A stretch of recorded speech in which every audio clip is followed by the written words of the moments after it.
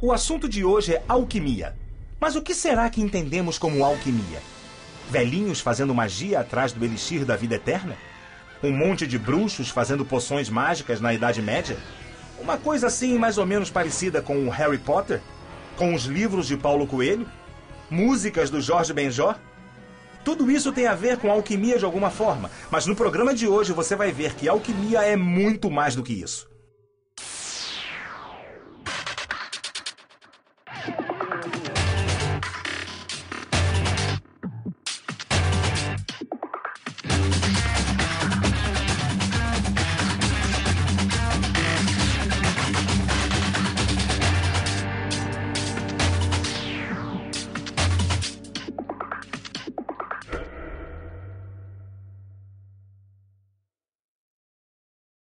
A alquimia é uma forma de conhecimento muito antiga e muito ampla. Hoje em dia, a ideia que temos de alquimia é muitas vezes baseada em mitos e preconceitos que vieram desde a antiguidade até nós. Alquimia?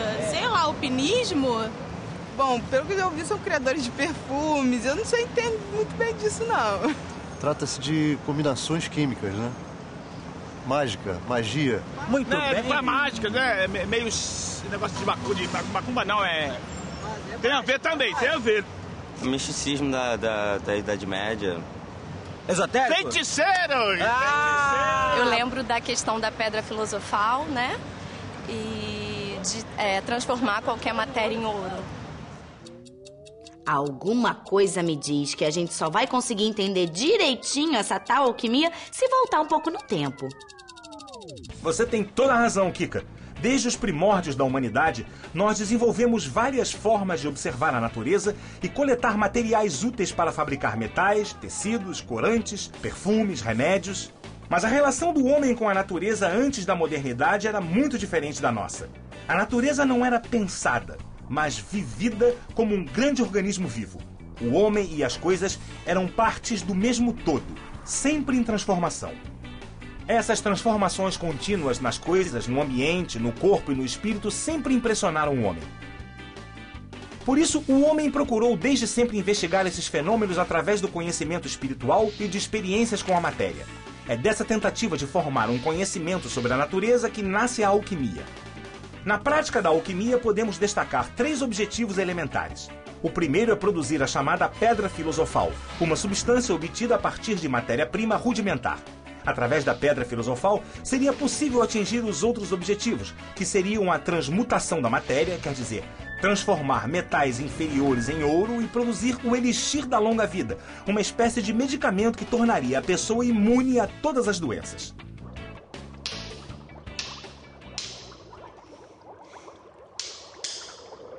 Olha, eu acho que essa pedra não tem nada de filosofal, que a colher não vira ouro de jeito nenhum. Calma, Kika. Assim como você, muitos também buscaram transformar literalmente a matéria em ouro através da pedra filosofal. Para eles, a pedra filosofal era uma substância concreta que poderia ser encontrada através de experiências no laboratório. Para outros alquimistas, esses objetivos eram metáforas da mutação da alma do próprio alquimista, camufladas por fórmulas químicas e simbologias complexas. A pedra filosofal, para esses alquimistas, seria o símbolo de uma sabedoria que o homem adquire com o tempo e a prática da alquimia. A partir dessa sabedoria, o alquimista poderia chegar a uma nova visão do mundo e a um domínio maior sobre a matéria. Pensando assim, a transmutação da matéria poderia ser entendida como um símbolo dessa mudança profunda que ilumina, quer dizer, transforma o interior do alquimista em ouro. Nossa, isso tá ficando muito simbólico. Eu tô começando a não entender. É verdade, Kika. A linguagem dos tratados alquímicos é mesmo muito complexa e cheia de símbolos. Isso vem desde a misteriosa figura de Hermes Trismegistus na Grécia Antiga, que, segundo a lenda, gravou seus ensinamentos sobre a alquimia em uma esmeralda. Era chamada a Tábua de Esmeralda, que pautou o trabalho dos alquimistas ao longo do tempo. Muitos anos depois, a Tábua de Esmeralda virou um disco muito famoso do maior alquimista da música brasileira, que é o Jorge Benjor. É isso mesmo, Kika. O Jorge Ben usou a imagem do alquimista para falar da música brasileira que ele estava trazendo, que hoje é um ícone da nossa cultura. Mas falando da obra de Hermes Trismegistus, a Tábua de Esmeraldas trazia preceitos bastante avançados e complexos que só poderiam ser compreendidos pelos iniciados na alquimia. E é por causa de Hermes que usamos o termo hermético quando queremos dizer que algo é fechado, restrito. Ensinamento hermético é aquele restrito aos iniciados e às pessoas comprometidas com a área desse ensinamento. Hermeticamente fechado significa inacessível. Mas por que complicar as coisas desse jeito, gente? Essa é uma ótima pergunta, Kika. É que a alquimia tem um caráter iniciático, quer dizer, os alquimistas devem passar por etapas de iniciação nos ensinamentos para evoluírem.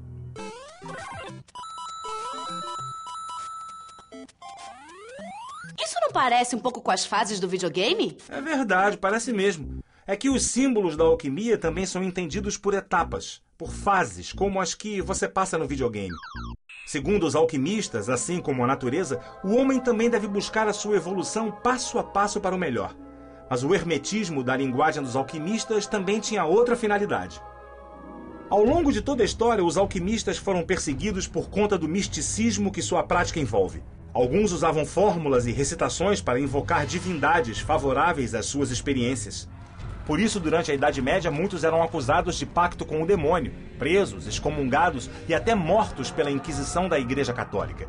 Diz a lenda que o cheiro de enxofre foi associado ao diabo por causa das experiências que muitos alquimistas da época realizavam com esse elemento químico. Lendas à parte, a verdade é que o hermetismo dos textos e os muitos símbolos usados ajudaram os alquimistas a driblar a perseguição constante. Curiosamente, é no ambiente repressor da Idade Média que a alquimia vai conseguir um grande avanço nos seus estudos. Na busca pelos objetivos elementares, como a pedra filosofal, os alquimistas da Idade Média realizaram experiências com muitas substâncias. Eles acreditavam que o mundo era composto pela matéria sob algumas formas essenciais. E essas formas da matéria eram os 4 elementos da natureza, quer dizer, a água, o ar, o fogo e a terra, que representavam as qualidades de úmido, seco, quente ou frio. As principais matérias-primas usadas pelos alquimistas eram o orvalho, o sal, o mercúrio e o enxofre. O orvalho era utilizado para banhar a matéria-prima e o sal, também chamado de arsênico, era utilizado como meio de ligação. Usando as propriedades do orvalho e do sal, os alquimistas trabalhavam os elementos principais, que são o mercúrio e o enxofre. O enxofre é o princípio fixo e ativo que representa as propriedades de combustão e corrosão dos metais, e o mercúrio é o princípio volátil e passivo. As proporções desses elementos determinavam a constituição de um objeto. Por isso, os alquimistas acreditavam que, alterando as proporções dos elementos na matéria, seria possível transformar a própria matéria. Para isso, usavam procedimentos bastante familiares ainda hoje, como a destilação, a combustão, o aquecimento e a evaporação. As experiências com a matéria eram feitas por etapas, e cada uma dessas etapas representava não apenas uma prática realizada no laboratório, mas também um despertar interior. O trabalho técnico no laboratório era uma maneira de verificar as expansões da consciência do próprio alquimista.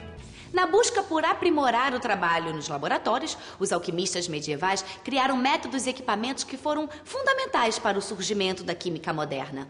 O almofariz, o balão de destilação e o alambique, por exemplo, foram desenvolvidos por alquimistas.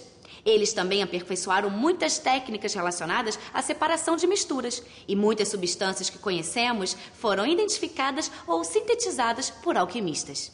Alguns exemplos desses elementos são o álcool etílico, os ácidos sulfúrico, clorídrico, canfórico, benzoico e nítrico, o fósforo e alguns metais muito importantes, como o chumbo e o zinco, entre outros. Muitos desses elementos auxiliaram também os estudos da medicina e ajudaram o homem a encontrar a cura de algumas doenças. Como uma ciência que se preocupa em evoluir para harmonizar a materialidade da natureza, inclusive dentro do corpo humano, a alquimia sempre esteve muito próxima na busca pelas curas de doenças. Um alquimista muito importante foi o médico suíço Philippus Aurelius Theophrastus Bombastus von Hohenheim, mais conhecido como Paracelso, que viveu entre os séculos XV e XVI. Ele acreditava que a finalidade da alquimia era produzir essências que pudessem ajudar na cura das doenças. Considerando que o alquimista tinha a capacidade de separar as coisas puras das coisas impuras, Paracelso pensava que muitos processos do corpo humano eram alquímicos, como a digestão de alimentos, por exemplo, onde o corpo separa o que é nutritivo do que deve ser expelido. Muitos dos procedimentos de Paracelso eram desconhecidos pelos médicos da época e, por isso mesmo, muito contestados. Um desses procedimentos era a exigência de limpeza absoluta durante tratamentos e operações. Os médicos medievais entendiam essa exigência como um ritual místico e sem valor científico. Nessa época ainda não se falava em asepsia, mas a verdade é que a limpeza diminuía a incidência de infecções e Paracelso sabia que, de algum modo, uma coisa estava ligada à outra. Paracelso também afirmava que o papel da medicina era apenas favorecer a ação do arqueus, que é a energia criadora que atua nos organismos. Muitos médicos atualmente afirmam que os medicamentos apenas contribuem para a cura. O papel decisivo é do sistema imunológico do paciente. Pessoas com baixa contagem de anticorpos podem morrer dentro do hospital, mesmo com todos os recursos disponíveis. Se trocarmos a palavra arqueus por sistema imunológico, veremos que a teoria de Paracelso fazia bastante sentido. A alquimia, do ponto de vista filosófico, místico, o local dela já não é mais dentro da própria química, mas existe um local para ela que são as sociedades secretas, as organizações, né, de cunho, né, iniciático, né, que permanecem transmitindo, perpetuando e organizando, né, estudando essas questões filosóficas da alquimia. Não podemos considerar a alquimia somente como uma ciência ou uma pré-ciência e nem comparar diretamente seus resultados com a ciência moderna. A alquimia é outra forma de conhecimento, a partir de outra maneira de estar no mundo. Mas não podemos negar que a herança deixada pela alquimia medieval é muito valiosa e que boa parte da química moderna se baseou nos resultados práticos do trabalho desses alquimistas.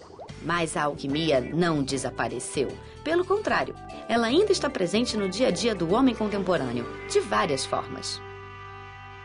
No programa de hoje, vimos que a alquimia é outra forma de conhecimento a partir de outra maneira de estar no mundo. Vimos seus principais objetivos, experimentos e suas contribuições para a ciência moderna. E vimos também a importância que a alquimia pode ter no ensino da química. Cada vez mais a ciência valoriza o papel do observador dos fenômenos, então devemos levar em conta a experiência pessoal de cada um com os fenômenos estudados, como faziam os alquimistas. As aulas de química alquimizadas podem se transformar em exercícios de autoconhecimento e compreensão do mundo, porque os símbolos e as práticas da alquimia nos ajudam a entender o conhecimento químico como uma forma de sabedoria que contribui para a evolução do ser humano e de sua relação com a natureza.